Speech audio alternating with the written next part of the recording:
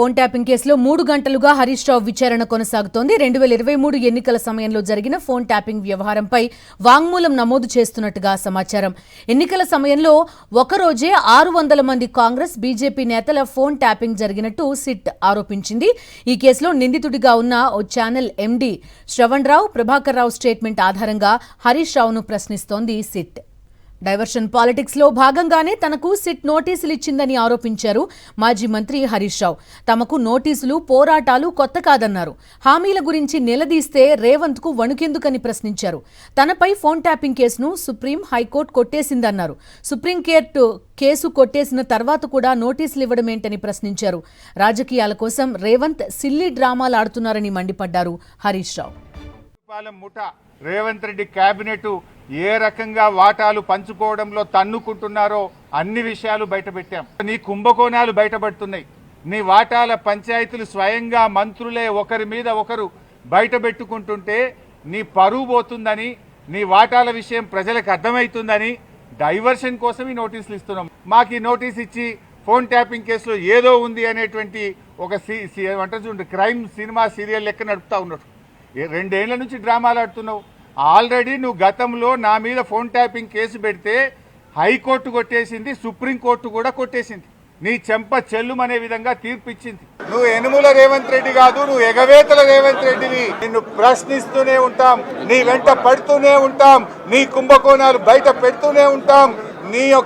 మీ cabinet లో పంపకాల వాటాలు, మీ cabinet దోపిడిని Telangana ప్రజల పక్షాన ప్రశ్నిస్తూ ఉంటాం. మాకు తెలుసు ఇలా మున్సిపల్ ఎన్నికలు వచ్చినాయని డ్రామా నడుపుతున్నావు నువ్వు.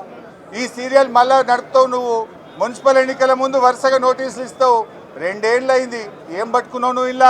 ఇలా ఉన్నదేమున్నది? ఇప్పటికే కాళేశ్వరం కమిషన్ మీద డ్రామాలు నడిపినావు, కమిషన్లు వేసినావు, సీట్లు వేసినావు. ఎన్ని చేస్తావు ఇంకా? మేము నీ తాటాకు చెప్పులకు భయపడం మిస్టర్ రేవంత్ రెడ్డి. 3 గంటలుగా మాజీ మంత్రి హరీష్ రావు విచారణ కొనసాగుతోంది. అయితే ఇది కక్ష సాధింపులో భాగమే అని అంటున్నారు. ప్రస్తుతం మా correspondent Sai Kiran Jubilee Hills police station దగ్గర లైవ్లో సిద్ధంగా ఉన్నారు. పూర్తి డీటెయిల్స్ అడుగుదాం. చెప్పండి Sai Kiran, almost 3 hours complete అయిపోతున్న పరిస్థితి చూస్తున్నాం మనం. 2 స్టేట్మెంట్లు, ఒకటి ప్రభాకర్ రావు, అదేవిధంగా శ్రవణ్ రావు, ఈ ఇద్దరి స్టేట్మెంట్స్ ఆధారంగా హరీష్ రావును ప్రశ్నిస్తున్నట్టుగా తెలుస్తోంది. వివరాలేంటి? బిందు, తెలంగాణ రాజకీయాల్లో సంచలనం సృష్టిస్తున్న ఈ ఫోన్ ట్యాపింగ్ కేసుకు సంబంధించి ఈరోజు కీలక విచారణ జరుగుతోంది. మాజీ మంత్రి, బీఆర్ఎస్ కీలక నేత హరీష్ రావు విచారణను సిట్ గత 3 గంటలుగా కూడా సిట్ కార్యాలయంలో విచారిస్తోంది. సో ఇప్పటికీ ప్రస్తుతం భోజన విరామం నడుస్తుంది. సో ఈ విచారణ సాయంత్రం దాకా కూడా కొనసాగే అవకాశం ఉంది. మొదట 1 గంట పాటు జరుగుతుంది అనుకున్నారు, కేవలం హరీష్ రావు స్టేట్మెంట్ తీసుకుంటారనుకున్నారు. కానీ ఇది ఇంకా కొనసాగే అవకాశం, సుదీర్ఘంగా నడిచే అవకాశం కనిపిస్తోంది. సో మొత్తానికి హరీష్ రావు విచారణ ఈరోజు చాలా కీలకమైనటువంటి చెప్పాలి. ఎందుకంటే ఇంతవరకు ఈ ఫోన్ ట్యాపింగ్ కేసులో 600 మందిని విచారించారు.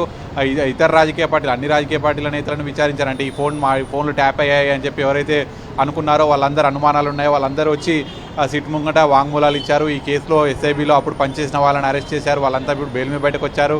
ఎస్ఐబి చీఫ్ ప్రభాకర్ రావు, అప్పటి చీఫ్గా ఉన్నటువంటి ప్రభాకర్ రావు మెయిన్ ఇందులో నిందితుడు.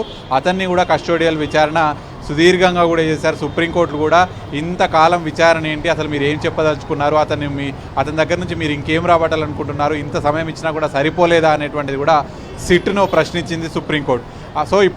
సో ఇంతవరకు బ్యూరోక్రసీ అంటే అధికారులకు సంబంధించినటువంటి విచారణ పూర్తయింది. ఇప్పుడు రాజకీయంగా అప్పుడు కీలకంగా ఉన్నటువంటి హరీష్ రావు విచారణ అనేటువంటి చాలా కీలకం. ఎందుకంటే అధికారులు ఎవరైనా కూడా, ఎవరైతే అప్పుడు అధికారంలో ఎవరున్నారో వారు ఆదేశాలతోటే మేము చేస్తాము అనేటువంటి కొంత సమాచారం ఇన్వెస్టిగేషన్లో వాంగ్మూలాలు ఇచ్చినటువంటి నేపథ్యంలో ఇప్పుడు సిట్ విచారణ ఇప్పుడు హరీష్ రావును చేస్తోంది. ప్రభాకర్ రావు విచారణ కావచ్చు, నిందితుల్లో ఉన్నటువంటి శ్రవణ్ రావు, ఒక మీడియా ఛానల్కి అధినేతగా ఉన్నటువంటి శ్రవణ్ రావు, ఎస్ఐబి, వీళ్ళందరూ కలిసి చేసినటువంటి ఫోన్ ట్యాపింగ్లో హరీష్ రావు ఆదేశాలతోటే చేశారు అనేటువంటి ఆరోపణ ప్రధానంగా సిట్ చేస్తుంది. కానీ ఒక అధికారంలో మాజీ మంత్రిగా ఉన్నటువంటి వ్యక్తిని ఎవరితోటైనా కూడా ఫోన్ మాట్లాడవచ్చు, అప్పుడు తన భద్రత గురించి మాట్లాడవచ్చు, అనేక విషయాల మీద మాట్లాడవచ్చు. సో అంత మాత్రాన ఫోన్ మాట్లాడినంత మాత్రాన వారితో ఫోన్ ట్యాపింగ్ కోసమే నేను ఫోన్ మాట్లాడాను అనేటువంటి విషయం ఏ విధంగా చెప్తారు అనేటువంటిది. అలాగే మొన్న ఒక పంజాగుట్టలో హరీష్ రావు మీద నమోదైనటువంటి ఫోన్ ట్యాపింగ్ కేసులో కూడా సుప్రీంకోర్టు కొట్టేసింది, హైకోర్టు కొట్టేసింది. వాటికి సంబంధించినటువంటి జడ్జిమెంట్ కాపీలను కూడా హరీష్ రావు సిట్ ముందుకు తీసుకెళ్లారు. ఇవన్నింటినీ కూడా సిట్ ముంగట హరీష్ రావు వాళ్ళకి చూపించనున్నాడు. సో సిట్ కూడా అదేవిధంగా హరీష్ రావును ప్రశ్నించనుంది. సో ముఖ్యంగా మీ పాత్ర ఏంటి, ఎవరైతే అధికారులతో మీ ఫోన్ కాల్ సంభాషణ ఏంటి, సో మీరు ఎందుకు మాట్లాడాల్సి వచ్చింది పలానా రోజున వీళ్ళతో అనేటువంటిది పూర్తిగా కూడా సిట్ కూడా హరీష్ రావును విచారించను. సో మొత్తానికి ఇది ఎప్పటి నుంచో సిట్ అనేటువంటిది మొదట ఇక్కడ వెజ్ జోన్ డీసీపీగా అప్పట్లో విజయ్ కుమార్ ఉన్నప్పుడు చేశారు. ఆ తర్వాత సిట్ ఏర్పాటు చేసి సజ్జనార్ సిపి హైదరాబాద్ సిపి సజ్జనార్ నేతృత్వంలో ఇప్పుడు సిట్ ఫామ్ చేశారు. సో డీసీపీ నుంచి సిపి ఇన్ఛార్జ్గా వచ్చినటువంటి సిట్ మొదటి నుంచి మళ్ళీ విచారణ స్టార్ట్ చేసింది. కేసులో ఇప్పటికే ఛార్జ్ షీట్స్ కూడా దాఖలయ్యాయి. సో ఇప్పుడు నేరం ఎవరు చేశారు అనేటువంటిది కాకుండా ఎవరు చేపించారు అనేటువంటిది ఇప్పుడు చాలా కీలకంగా మారనుంది. ఎవరైతే అధికారులకు ఫోన్ ట్యాపింగ్స్ చేశారో వారికి ఆదేశాలు ఎవరిచ్చారు, తద్వారా ఎవరు లబ్ధి పొందారు అనేటువంటిది సిట్ రాబట్టనుంది. సో ఇది ముఖ్యంగా సిపి సజ్జనార్ నేతృత్వం వహిస్తున్నారు కాబట్టి ప్రస్తుతం ఇక్కడ జూబ్లీహిల్స్ ఏసీపీ వెంకటగిరి విచారిస్తున్నారు. వీటన్నింటిని ఎప్పటికప్పుడు కమాండ్ కంట్రోల్లో ఉన్నటువంటి సిపి సజ్జనార్కు ఈ సమాచారాన్ని కూడా చేరవేస్తున్నారు. సో మరి సాయంత్రం వరకు కూడా ఈ విచారణ జరిగే అవకాశం కనిపిస్తుంది. Okay Sai Kiran, thank you.